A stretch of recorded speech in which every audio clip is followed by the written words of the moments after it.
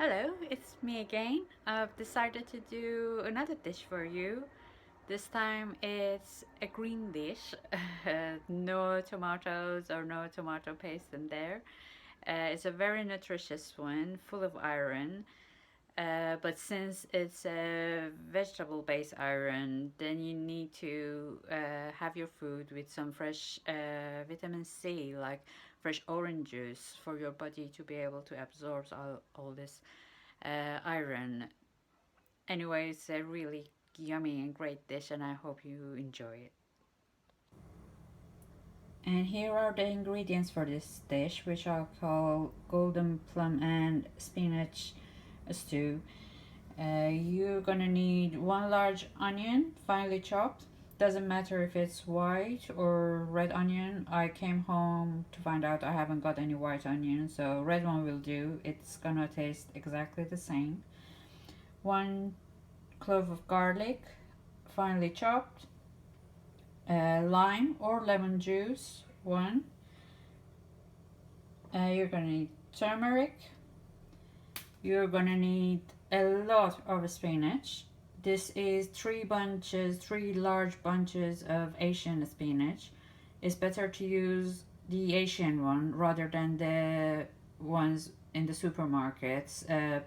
They tend to taste much better than the tiny mini ones in the supermarkets. You wash them and you chop them. It doesn't have to be very fine, as you can see, because they break, and as long as that size will do. um, I'm using lamb. You don't have to. I'm feeding a pack of wolves. uh, you can instead use any sort of pulses or mm, beans. This is a gunko peas, and you can use red kidney beans or any sort of beans will do. You need a tiny amount, maybe a teaspoon of flour to thicken up the sauce. If you want to avoid gluten or you don't want to use wheat, then I think the using the beans gives your stew a really nice consistency because of the starch it gives out. So that will do. I think that will make up for it. The one very important ingredient is the dried golden plums. These are different to prunes. These taste very sweet and sour, and actually more sour. But you can buy them from the ethnic shops. If you haven't got any, use prunes, but you can use a little bit more of the lime or lemon juice. And you need some olive oil. And let's get cooking now. So we start with medium high heat. Again, we want the crispy golden onions, so we add a little bit of olive oil. We add our onion.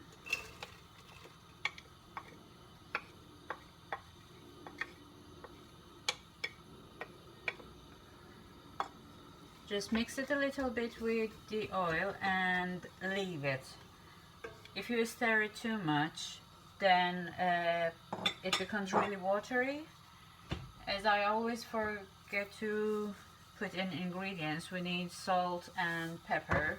If you add a little bit of salt to the onion, it becomes crispier quicker. And you're gonna need some stock.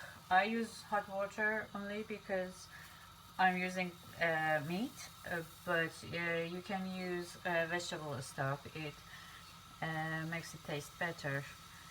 So we wait for the onion to crisp up. The onions are nearly ready, not quite there yet, so it's time to add the garlic to it now. We don't want the garlic to fry a lot because it burns quite quickly. So just a little bit. You can lower the temperature now to a very low. This is where I need to add my meat. You skip this stage. I've mixed my flour with the meat. I'm gonna fry it up a little bit. But again, this is not the stage you're gonna use. So just skip this stage and I'll be back in a second.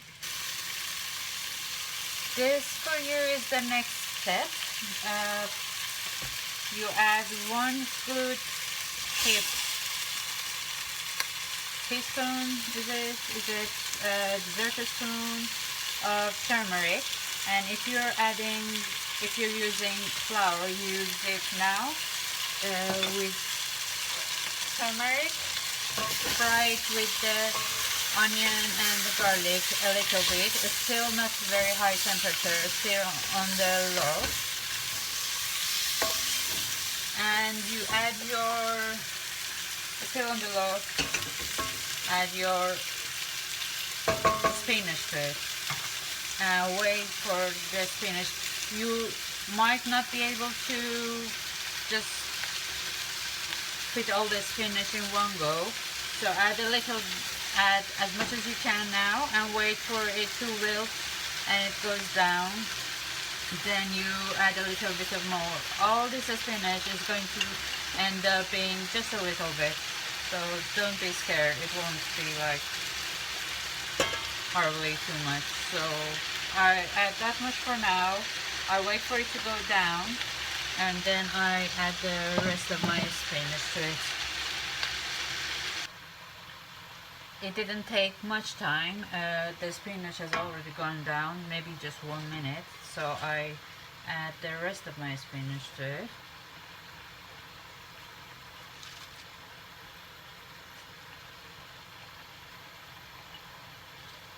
And I add all the nice juices as well.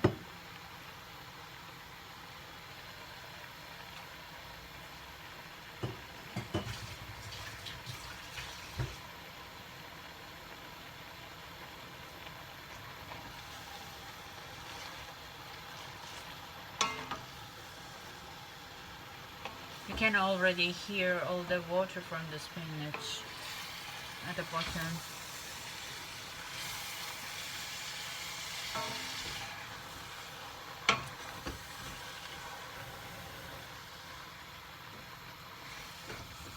So just wait for all the spinach to wilt and go down, and then we add the stock. We're gonna add the plums and that's it. So this is it. This has all the spinach gone down. It has a very lovely smell because of the turmeric and the spinach. This is the step I'm gonna add my hot water, and you're gonna add your hot stock. Don't do it too much. The spinach doesn't take much to cook. You can now add your beans and pulses, the cooked ones, obviously. If it's not cooked, okay, if you want to use raw pulses, then you have to fry your onions and garlic, add the turmeric, and then add hot water, add your raw pulse, your bean, the lentils, whichever. Cook that outly, and then add the spinach at the end. But the meat is not going to take so long for me to cook. That's why I add the spinach first. If you're using tofu, don't add it now. Add it right at the end. But if you're using pulses or lentils, beans, the cooked ones, you can add it now. And don't forget, we're gonna add the plums as well. If you're using prunes, add the prunes now. Salt and pepper. Again, a little bit of salt. and some pepper.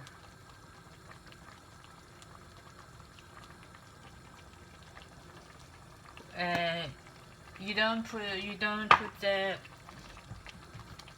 lime juice or lemon juice now. Always remember, lime juice and lemon juice you add it at the end of your cooking.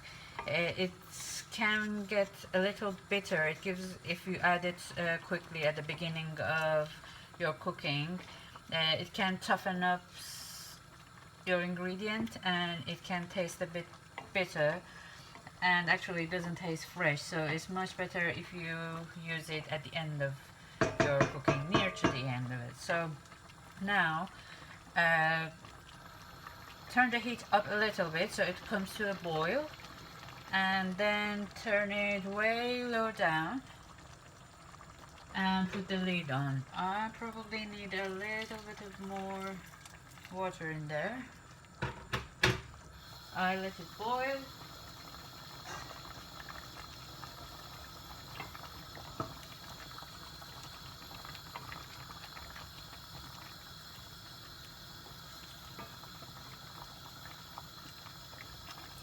Actually, it's gonna look really nice and taste really nice with some kidney beans, I think, or this gunko peas.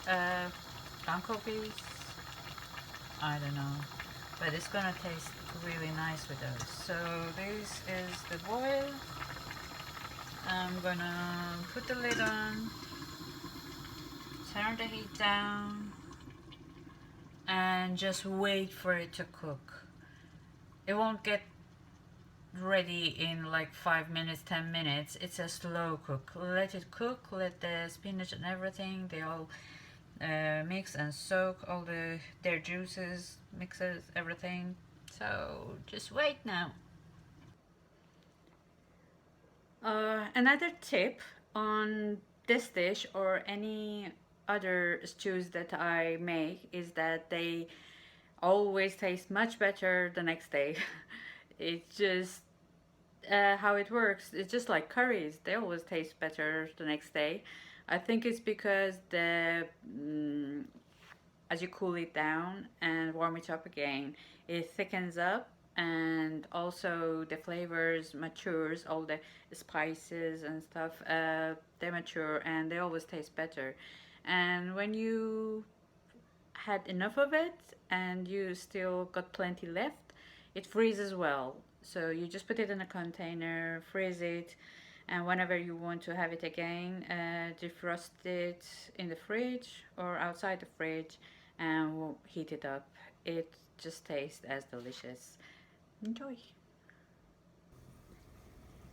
It's about 15 minutes later. Let's see how it's doing. I actually moved it to a smaller, the smaller one of my cooker things, because I need very, very low heat.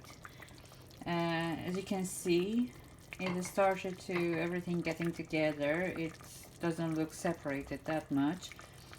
I think you need about 45 minutes to 1 hour. But as you can see, you can guess how it's gonna look at the end. All the water will go. You still need some juice and stuff, but it will thicken up, and the plums will be cooked, so it comes all together. So that's it. Probably I won't. And it's very good to have it with some cooked rice again, plain cooked rice, steamed rice, or who knows, maybe noodles, potatoes. I think they all work. So that's it. Just enjoy. I put the lid back on. You need to, although it takes 45 minutes, but don't leave it on it and go away. You need to stir it every now and then, because you don't want the bottom bit to burn. So yeah, enjoy. Oh, and very one last thing. Don't forget the lime or lemon juice at the end.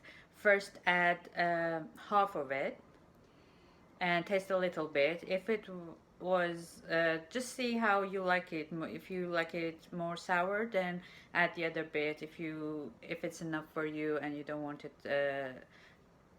more sour, just half a lime or lemon juice. Just just go with your taste, and yeah, see you later.